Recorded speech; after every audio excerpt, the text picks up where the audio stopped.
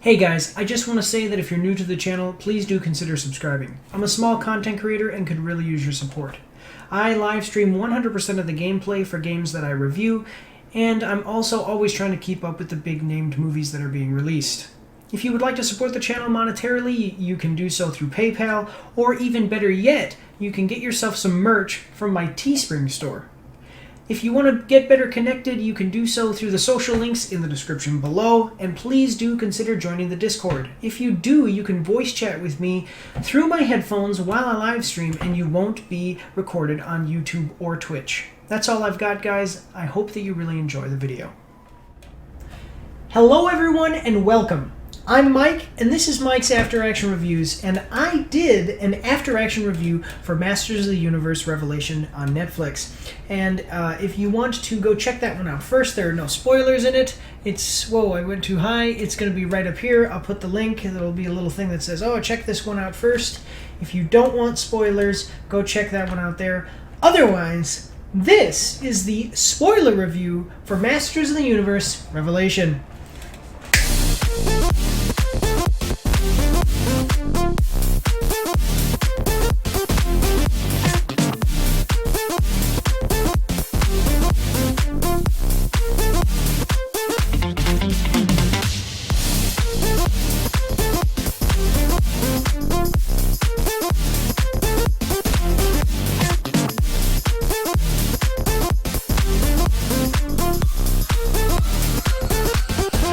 So guys, in the interest of time, I have my notes. I'm going to read through them plot point by plot point, elaborating on each plot as I go. Each plot point as I go. We're going to go through each of the 5 episodes for part 1 of the first season of Masters of the Universe Revelation. So in my non-spoiler review, I gave it a review score. Here I am not going to do that. Not going to give it a different one or anything like that. It's a bad series. That's why I'm doing this review. So that way you guys can maybe save some time by just watching this review and this spoiler review instead of watching the whole show. But basically, so here we go. So the start of the show. In episode 1, we see a ceremony where actually Teela is replacing the series' hit character Man-at-Arms. Because Man-at-Arms is actually a rank, so they are replacing her. Replacing him as Man-at-Arms with Teela. At the same time that this is happening, Castle Grayskull gets attacked by Skeletor, and he tells the sorceress, oh, call your champion, which is something that you heard if you were watching in all the trailers. He'd call your champion. And He-Man is alerted, oh man, we need to get to Castle Grayskull. So everybody moves out to Castle Grayskull, and there's a big battle between the actual Duncan, the old Man-at-Arms, Teela, and the soldiers of Eternia. The Kingdom of Eternia. So Skeletor breaches the castle. He goes down into this, basically the castle's underground area where basically an orb is holds all of the magic of Eternia, or at least this orb is the source of all the magic of Eternia, and he is trying to kind of breach this container it's in, but he can't do it, so he's waiting for He-Man to get there. Something that I really want to mention right away is Mossman. Mossman kind of grows up. He can kind of grow up out of the ground and stuff like that. He comes and he grabs Skeletor and he pushes him against this pyramid container that holds this orb with the magics of Eternia in it. And he says, "Oh, your even your presence here defiles this place. Leave now." And Skeletor just instantly uses his staff to burn Mossman to death. I hated this. Mossman was very powerful. In the original show, I was not a huge fan. I didn't watch every episode or anything like that. So I didn't watch the original show. I watched the remake. In 2002. I wasn't a huge fan. Wasn't a super fan or anything like that. But I remember an episode where they had Mossman and they kind of introduced his character, and I really liked him. I thought he was so cool, and to just see him go down like that, didn't even get a real fight out of it or anything like that. Kind of really irritated me. Basically, though, what happens is He-Man jumps over, attacks Skeletor. You do get, so I'm going to put up some stuff up over here, and this is not going to be the whole battle, and most of the battle that you're seeing, most of all of the stuff you're seeing in the trailer is from the first episode. You're not going to get to see the whole battle up here or anything like that, but just kind of the highlights here. They do their little battle. He-Man stabs Skeletor through into the stomach, and what he does is, as he's stabbing Skeletor, he doesn't realize that he sticks his sword, conveniently, he sticks his sword into a slot in the pyramid and opens up this thing that has all of the magic of Eternia in it, and Skeletor busts it. Skeletor actually breaks it, and as the magic kind of begins to pour out very quickly, the sorceress actually freezes time and tells Adam, like, He-Man, Prince Adam, basically tells him, hey, like, this is it, we're all gonna die. To which I keep saying Prince Adam for He-Man, but to which He-Man says, well, what if I'm in He-Man form and I call upon the power of Grayskull? And the sorcerer says, well, yeah, that could work to stop the destruction of the universe. So I just have to pause this and ask this question here, okay? Why did the sorceress give up so easily, especially when there was such a simple solution? Teela asks the sorceress, if we're all going to die anyway, why did you stop time and bring us here? The sorcerer says, so that I could see you one last time. That doesn't make any sense considering the fact that the sorceress had such an easy, simple solution to this problem. Have He-Man call down the power of Grayskull. He-Man dying or everyone dying is an easy choice, especially when He-Man would have chosen to sacrifice himself for the entire universe to live. She explains it that the explosion that happens from breaching that thing will destroy the entire universe, and that it's kind of like when you have an explosion, a big explosion is coming. If you set off a smaller explosion just before the big explosion and time it just right, this is in real life, you will actually diminish the power of the bigger explosion. But anyway, so he does it. And in doing so, as he is calling upon the power of Grayskull, the energy that is released by this orb actually breaks the sword of power into two, and you see that, and turns He-Man back into Prince Adam. And Teela sees this, and so does Skeletor, and says, oh, he's just a boy or whatever.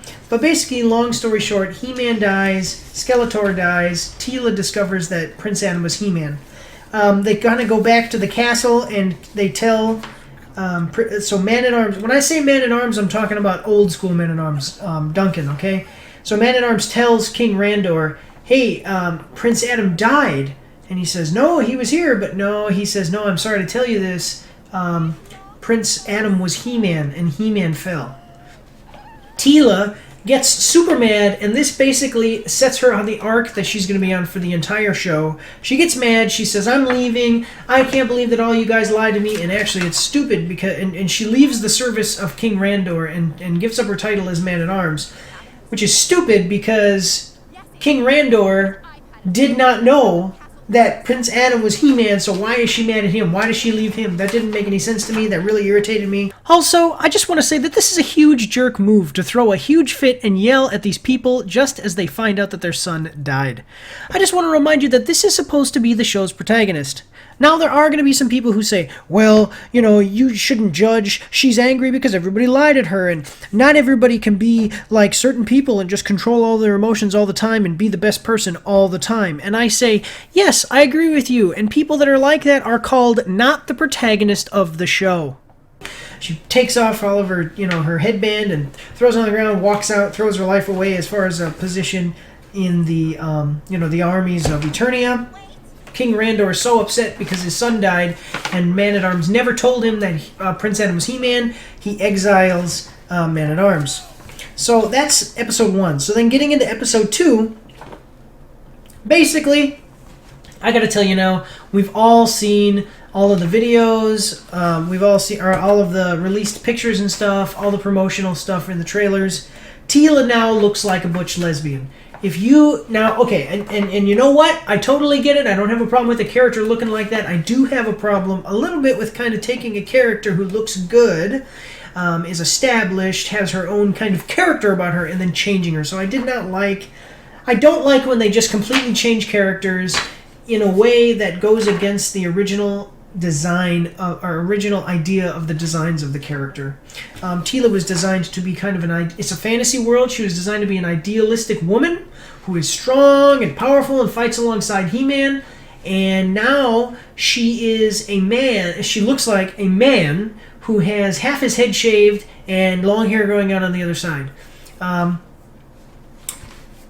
I don't have any problem. Like I said, I say butch lesbian because that's kind of the idea. Like if you've ever watched Orange is the New Black or seen any movies where they kind of show that, that's kind of like the stereotypical look, is that half head shaved, muscular, that kind of thing.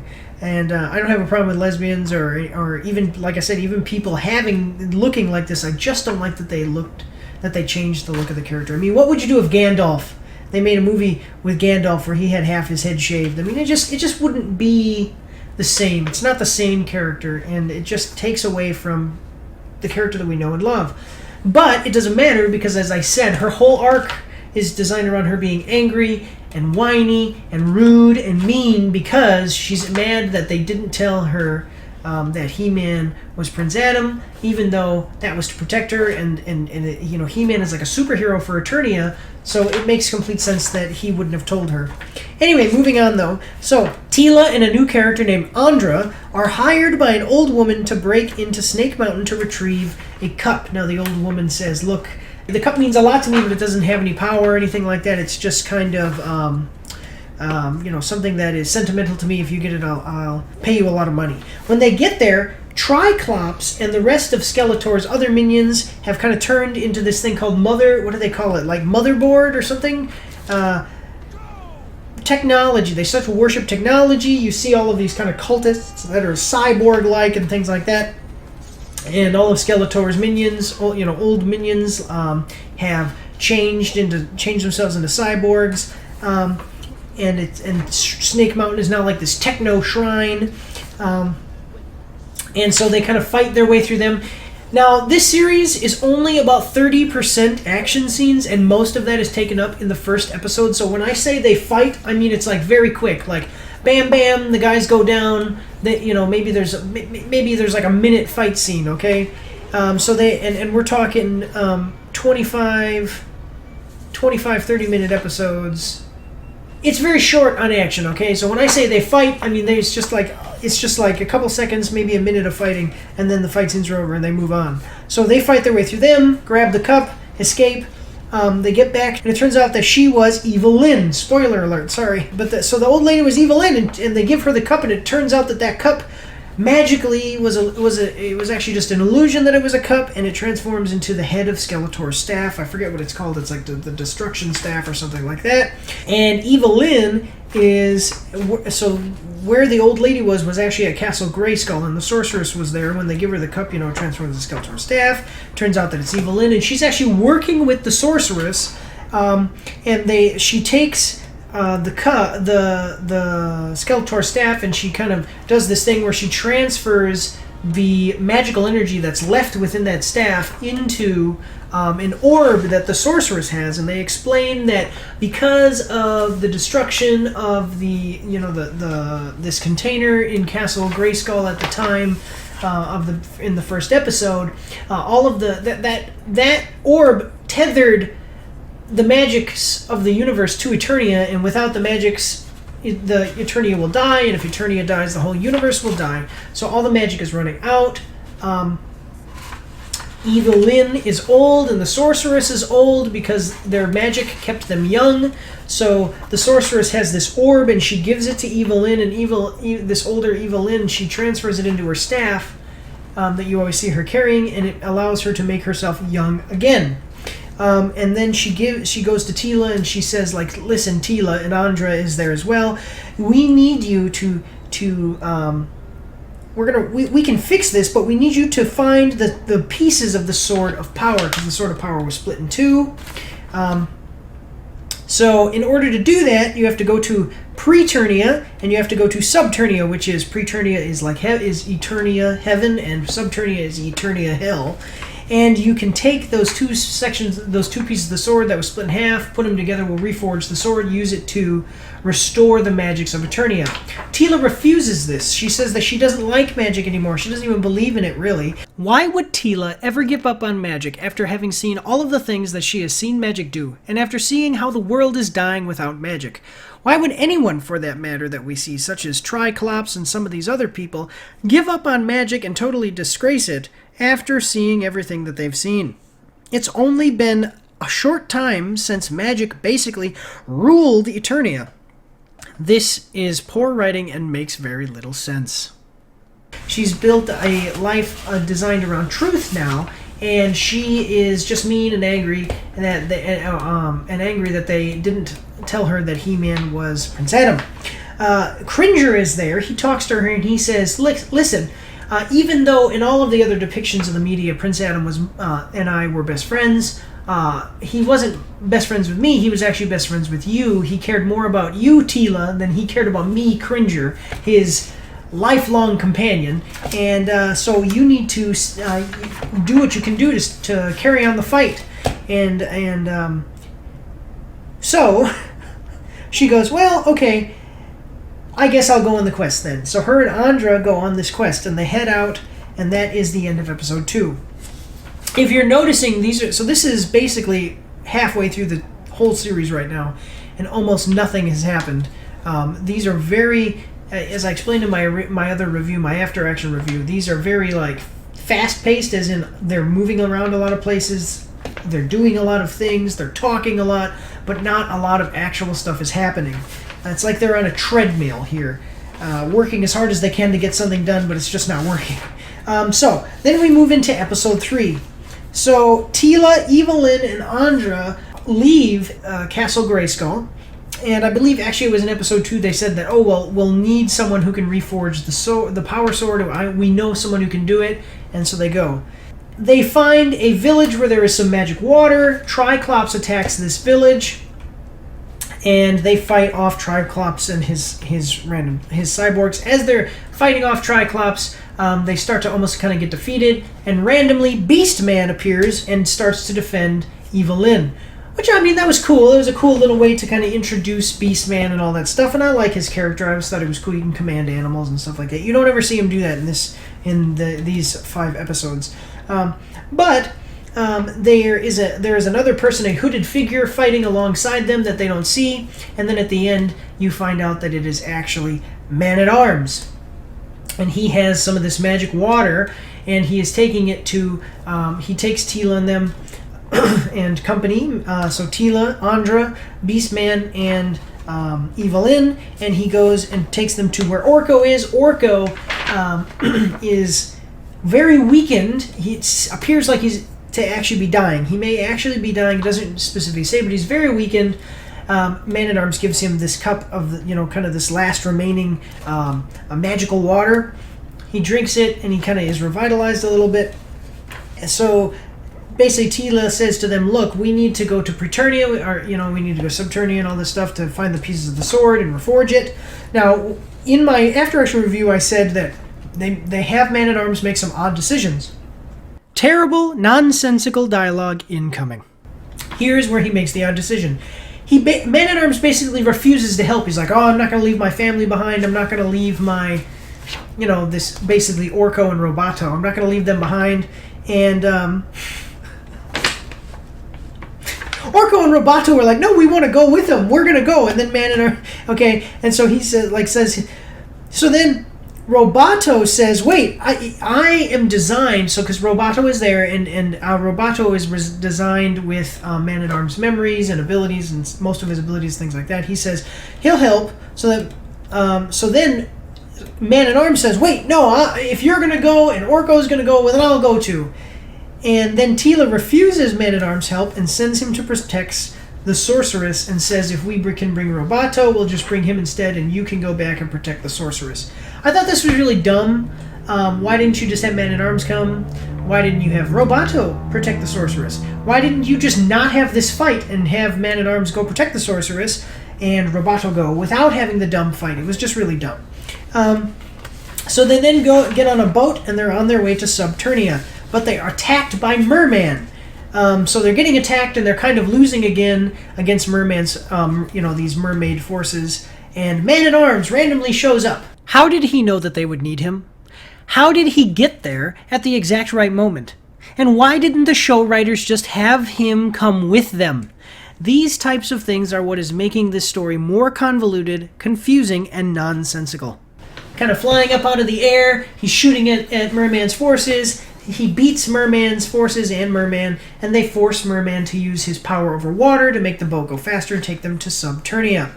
They then release him because they basically said, if you don't take us, we'll kill you. If you take us, we'll let you go. So they release him. He says, I'll never forget, Man-at-Arms then leaves and goes back to the sorceress instead of going into Subternia with them, which again, I was like, why don't you just stay there now? But whatever. I don't know. I think that they should have brought Man-at-Arms. I think he should have been included. It's kind of a bait and switch because they kept on everything in the show is kind of a bait and switch because through the rest of this you're not going to hear anything about He-Man until the end. Just totally underutilized Man-at-Arms character. So Evil-Lyn then uses the head of Skeletor's staff to open a gate to Subternia, and then there's kind of a little character moment with Evil-Lyn where she's walking and she's about to kind of go down these steps with the rest. After she's the last of the group to go, and she's going to walk down these steps into Subternia, and she almost leaves the head of the staff, but she looks back thinking about Skeletor, and she kind of misses Skeletor, I guess, or has some kind of possibly romantic connection with him, and so she doesn't leave the staff. She takes the head of the staff because she still has that attachment to Skeletor, and that is the end of Episode 3. So now moving into Episode 4. Episode 4 is what takes up most of my notes because it's actually an episode where a lot of things kind of happen to be described to you here, but it is also probably the worst episode other than, basically I think that this is probably the worst, most confusing, worst writing portion of the show. So, we're going to Subternia. Subternia is completely confusing to me, and I'm going to be reading over a lot of my notes because I have a lot of writing on Episode 4. Okay, so Subternia, the group, so as they're going down, they're talking, and then magically the group is split up. Teela turns around, she sees that she's the only one left. Everyone else is teleported into what is later, they kind of mention it as Subternian illusions. So, Andra, Roboto, and Beastman are kind of sent into an illusion of a barren wasteland. Orko and Evil-Lyn are sent into an illusion of Orko's homeworld of Trala. They are then attacked by shadow creatures, and so they're you kind of see them being attacked, and it's jumping. So it's jumping between, as the episode is going on, you're kind of jumping between Teela, kind of walking forward, figuring out what's going on. Roboto, Andra, and Beastman fighting off these shadow creatures and kind of zombie creatures as well. And then Orko and Evil-Lyn in Trala also being attacked by shadow creatures. One thing I will say is that Orko and Evil-Lyn do have some character moments. Evil-Lyn talks about her past and how she originally wasn't evil, but her family and they didn't treat her right, and so she became evil and sought power. And Orko, he gives a backstory of his character and how his name is actually Oracle, but he couldn't pronounce it when he was young, so he called himself Orko, and so that's what he's called now. And his family expected him to be some great mage and do all these great things, so they gave him a great name, and he never really lived up to it, and he kind of feels sad. Immediately, kind of after telling that story, you see them get attacked by this big shadow creature.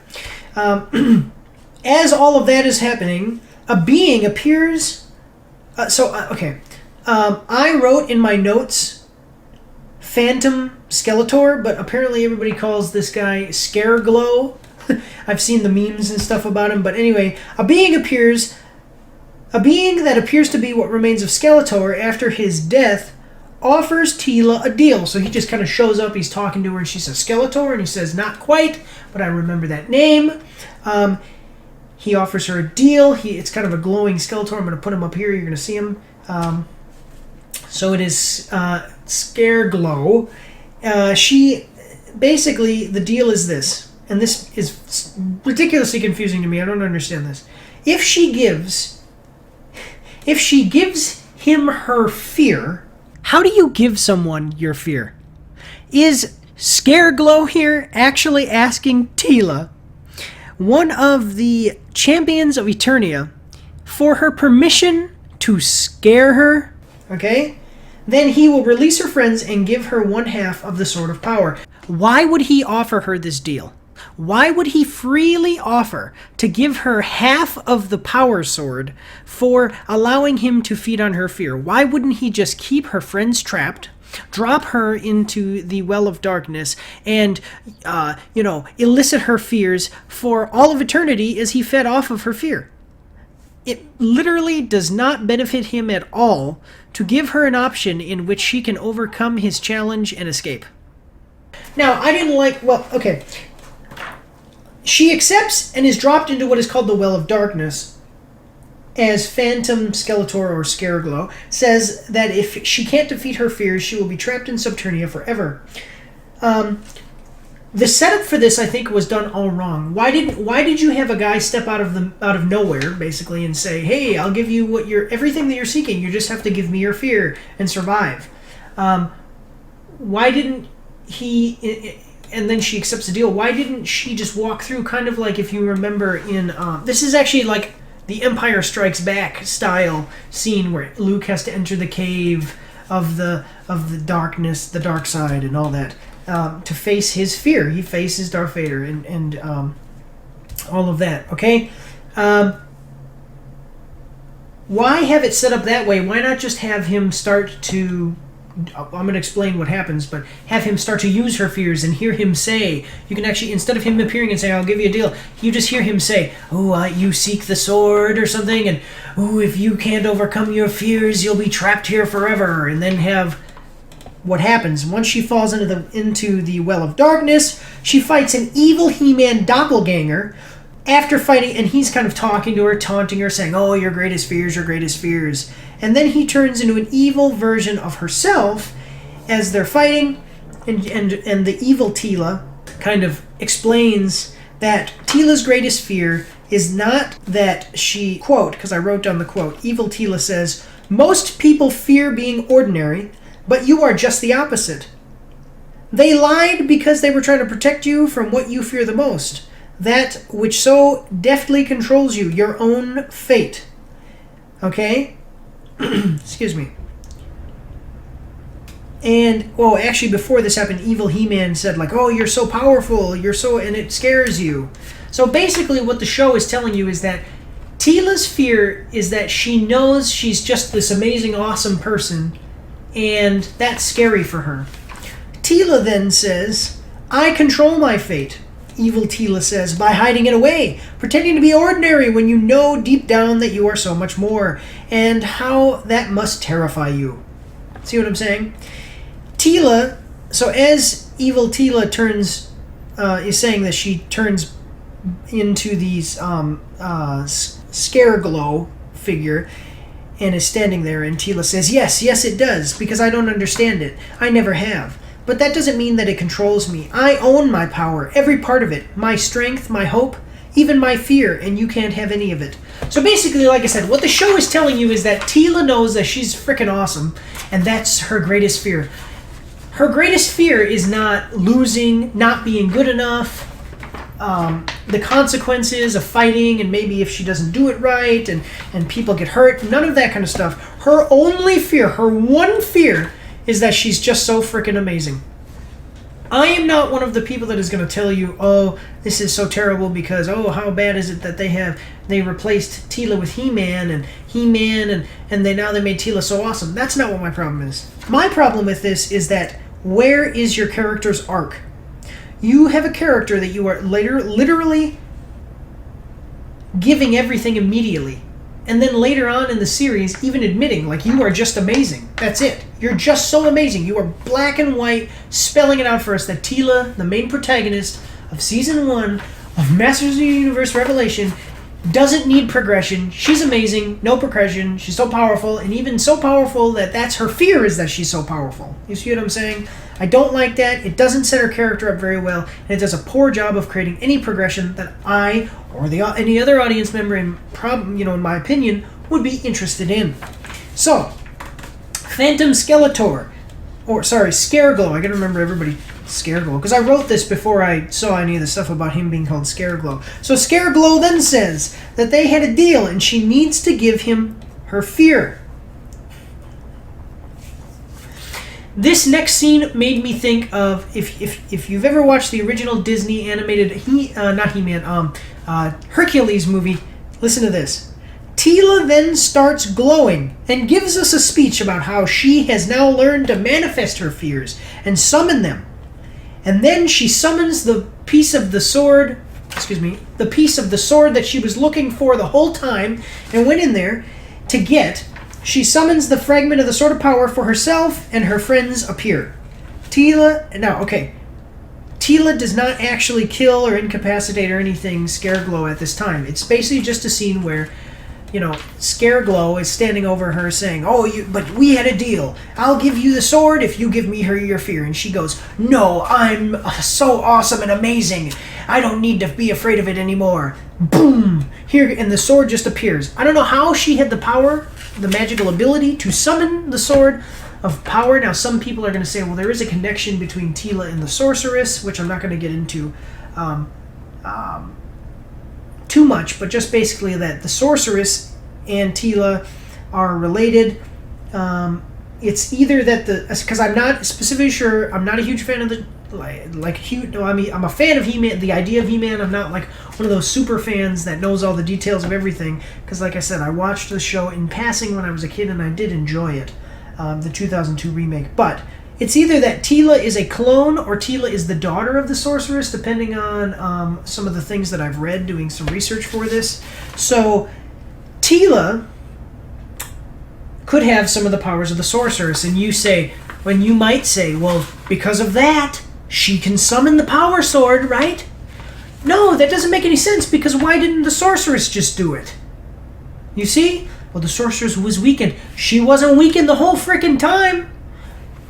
Before, I think this was supposed to be like, it was either one of those 6 months time jumps or 2-year time jumps or something. Why didn't the Sorceress just summon the Power Sword to do this whole freaking thing? This was really dumb. This was like plot contrivance, plot hole. Was Teela able to summon the Power Sword? If she was, why didn't she just do it immediately instead of having to go to Subternia at all? And also, how did she not defeat this Skeletor Phantom Scareglow guy and free her friends? His magic is what was keeping her friends trapped. His magic is what was holding on to the Power Sword. There was no way for Teela to have gotten the Power Sword without going through him, and no way for her to free her friends without going through him. And even if you believe that there may have been a way, the show doesn't show us that. She just does it. No explanation of how that happens, and it's not explained later. It was really dumb. And I was just like, it didn't make any sense. Why even have her do any of that then? Why not just have the Power Sword somewhere sitting in Subternia, have her walk in, see it, fight through some enemies, and grab the dang thing? That would have been a perfect idea. After everybody's teleported away into these illusions, she can see the Power Sword way over there. An evil version of He-Man is there, fights Skeletor, Phantom thing, or Scareglow says, hey, if you can't fight your fears, which would be He-Man. He-Man should be the fear. Her fear should be being defeated or something, not being able to be strong enough to save Eternia. And if you can't defeat him, you're going to be trapped forever. And then she fights her way through, beats him, grabs the sword, defeats evil Skeletor or dead Skeletor or whatever. That's not what happens. I thought it was so dumb. The setup for it was stupid too, and it didn't make much sense. That was supposed to be kind of a challenge, and she doesn't even obey the rules of the challenge and still gets everything she wants. So she doesn't pass the challenge, doesn't beat him, gets what she needs. Evelyn then takes the sword piece, and uses it to open a portal to Preternia. At this time, now remember that Phantom Scareglow, was not defeated by Teela at all. Okay? So, she got the sword, and then just turned around and left him there? I'm sure there won't be any consequences of leaving Scareglow there. Like, he's definitely not going to retaliate or try to stop you from leaving Subternia now, especially after you broke the deal with him. He appears and starts attacking. He uses, he kind of does a thing, and like some vines or something grow up out of the ground and grab everybody, and they can't move. The portal to Preternia is open. You can look in there. It looks like a paradise, kind of heaven. It's all bright and stuff. And as they're doing this, he can't grab Orko because Orko doesn't have feet because he floats. So Orko turns around and now, if you don't know, Orko is kind of a character who is kind of inept with his magic capabilities, and so he's not very good. He's never been very good. He's always kind of been a comedic relief. Like, he has huge amounts of magical power, but he's not very adept at wielding it. So you'll see him do things accidentally, he'll accidentally create an explosion or do the wrong thing, hurting his friends or causing problems for his friends that they then have to fix. But here, seeing his friends needing help, you do get a redemption arc because he stands up and says, "No, I'm not going to allow my friends to die here."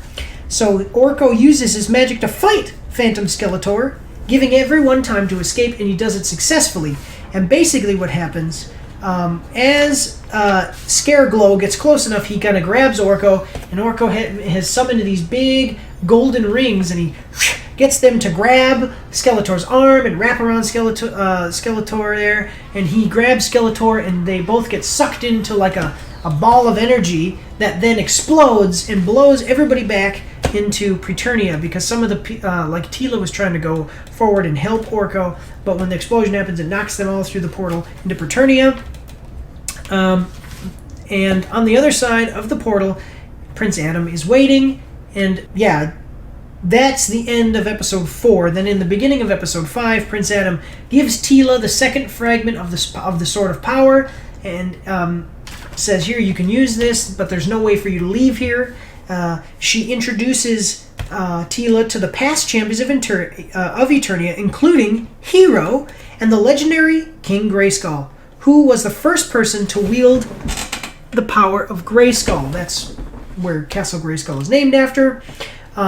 And Hero, Roboto, and Andra work to reforge the Sword of Power using the two fragments, because Andra is some kind of engineer. Hero is a legendary mage, although he is super buff like He-Man. So he's like a legendary mage and has the power of Grayskull, and the Roboto has the mental capabilities and the skills of Man-at-Arms. King Grayskull reveals that there is a portal back to Eternia. This is just to Prince Adam and Teela. He reveals that there's a portal back to Eternia that can freely be used. This was the stupidest thing ever. When asked why no one has ever gone back to Eternia after dying, because I guess, so basically they make it out like the people who are very good and kind of champions of Grayskull and champions of Eternia, such as like Mossman is here. He talks to Mossman in part of the episode. All of the people who have ever wielded the power of Grayskull and been He-Man, other heroes and stuff like that, they get to come to Preternia as kind of a reward. It's not very well explained. They don't go into it a whole lot, but they do explain that. So any one of the He-Man figures could have gone back to Eternia anytime they needed to. But when asked about this, he says, "We are dead, boy. It would be unnatural." How? How is there a portal back to Eternia from the afterlife? And why has this portal never been used before? Why would you have a portal like this if it was never intended to be used? This is your stereotypical classic, terrible MacGuffin, okay? There is no reason for there to be a portal back to Eternia. There is no reason there is no explanation for how a portal back to Eternia was ever created or how it came into existence, except that the story needs there to be a portal back to Eternia, so that way, in this particular instance of the show, the characters can go back to Eternia. If it weren't for this needing to happen for the plot, this thing has no lore-based reason to actually exist. That's the whole explanation for why, in all the times of dire need, the other Champions of Grayskull never ever returned. I'm sure that I'm sure that at least one would have, but okay. So then Teela and Adam have an argument about Adam not telling her about He-Man. Now, this is not like a redemption thing. This is not a oh, I'm sorry that I didn't tell you, and I'm sorry that I was angry with you. This is literally Teela just tells He-Man, or tells Prince Adam, you suck. Why didn't you tell me? And then walks off. They don't get into any of the ambiance of the issue as far as... Wait, ambiance? I don't think that's the right word. These are not scripted, people. This is a spoiler review, non-scripted review. My bad. Anyway, the issue is more convoluted than just not telling her. Like, He-Man is a superhero. Even though I never understood, like, look, man, you've got a young prince with a green tiger with yellow stripes. You've got a super buff guy who calls out the power of Grayskull and rides a green tiger with yellow stripes. Can't you figure it out? But either way, she never knew, and so he did that because he is basically like a superhero. That's his secret identity, to protect her, protect his family, things like that. And it doesn't get into any of that. She just basically says, she basically says to him, like, you didn't tell me, and it's terrible, and I'm going off, and let's not even argue. Let's not even really talk about this. And that's it. That's the whole argument. And then it kind of jumps to another scene where you see somewhere else where Roboto basically says, okay, well, I'll reforge the sword. And Andra kind of figures out how to do Andra actually comes up with the idea of how to do it. Alongside of Hero, and then Roboto says, okay, well, I can do it because I'm a robot and I know how to do this thing. So Roboto uses the last of Eternia's magic. So Evelyn's staff, she uses the magic, puts it into Roboto's chest piece, and he kind of powers up like Iron Man. And he uses the last of Eternia's magic to reforge the Sword of Power. But this is another character that gets a good character arc in the show. It kills him, or destroys him in the process. Basically, as he's laying there dying, he says that he can feel fear. And everybody kind of goes, oh, I'm sorry, don't be afraid, we're going to try to fix you. And he says, no, you don't understand. It's a miracle. I'm a robot, and I feel fear. It's an amazing ability to be able to feel an emotion like a human. I did think that was good. You kind of have like a robot character that has an arc of like self-actualization, being like, am I human, am I robot, what does it mean to be human, do I have a soul, what does it mean to be what I am. So that was pretty good. I did actually like that little character progression there just a little bit. So then everyone, including Prince Adam, goes back to Eternia, and King Grayskull tells Adam that if he leaves, he may not be able to return. But he goes anyway. As the portal from Preternia actually leads to right outside of Castle Grayskull. They teleport in. Triclops is attacking Castle Grayskull, and Man-at-Arms is defending it. You see him kind of standing on top of the castle, shooting rocket launchers and stuff, and laser beams at the attacking army of Triclops. Adam goes into the area where the holder of this orb is, and begins to restore the magic of Eternia by calling on the power of Grayskull while lifting the Sword of Power. Lifting the Sword of Power aloft, he declares, he says, by the power of Grayskull. And as he says that, all of the magic begins to come back. You see life being restored. The grass is starting to grow in places where it had withered and died. The sorceress starts to become young again, things like that. And then it shows a scene where you see out of Evelyn's pack, she has her staff in there, and you see something's happening with it, and Skeletor's staff lifts up. The head of Skeletor's staff comes out. The energy from the staff, from Evelyn's staff, kind of shoots out into Skeletor's staff, and it starts to form again into the full staff. And as that's happening, before Prince Adam can declare, "I have the power," it's just him. He says, "I," and he gets stabbed. It's like right about here. When I first watched it, I thought it was like through the chest, but it's not. He gets stabbed right here. Skeletor kind of comes up behind him, so his head is here and Skeletor is here, and he's like, I got you now, boy. I don't remember exactly what he says, but so basically he comes out evil and staff, stabs Prince Adam, and takes the Sword of Power. So wait, if Skeletor didn't actually ever die, what the heck was with the Scareglow guy? That doesn't make any sense unless it was actually dead Skeletor. This is terrible writing, and honestly, it was really bad writing and doesn't make any sense, and is so contrived it actually seems like they didn't think about this until the end of the show, and then it was too late for them to go back and fix it. Now, Evil-Lyn, I just want to tell you, Evil-Lyn did not know. They kind of show a little bit of dialogue where Evil-Lyn says, like, I didn't know that I thought he was dead. But she does decide to side with him and kind of goes and stands by his side.